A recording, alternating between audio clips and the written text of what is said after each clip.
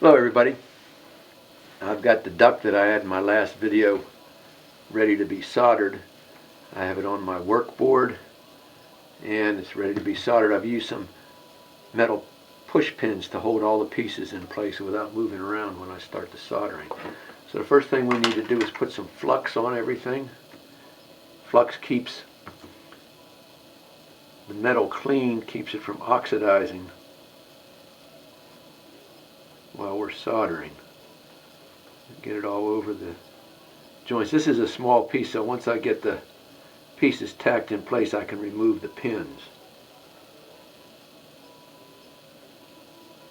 And I like this solid flux. It doesn't bubble like some of the liquid fluxes do and create bubbles in the solder, which is not good.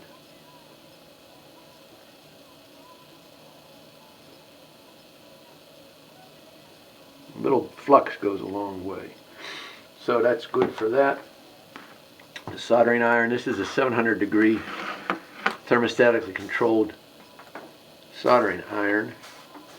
That's a wet paper towel to clean the tip with. It's important to keep the soldering tip clean.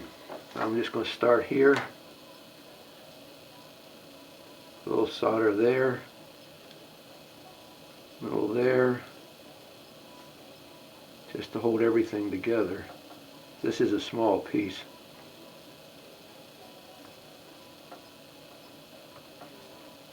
A little bit there. A little bit there. Put some here.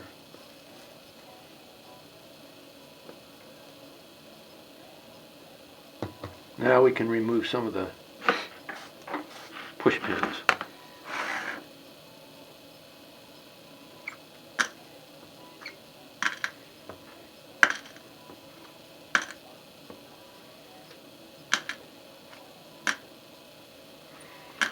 I'm just going to make sure these joints are fluxed all the way to the edge of the pieces.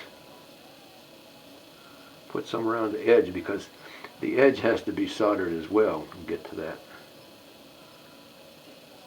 I'll leave that bottom piece till a little later. Now the thing to do is just run some solder beads.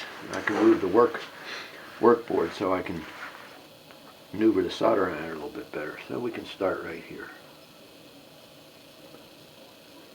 The idea is to build up a nice rounded bead of solder.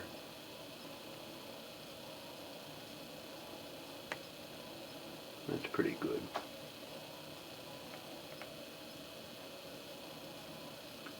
As I said, if the pieces fit properly, the solder works much better.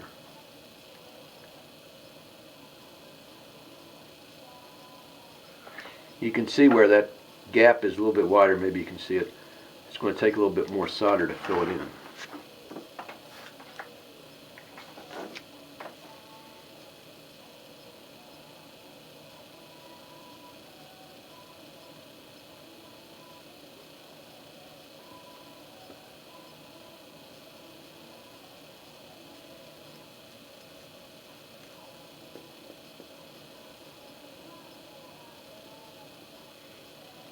This a little more round.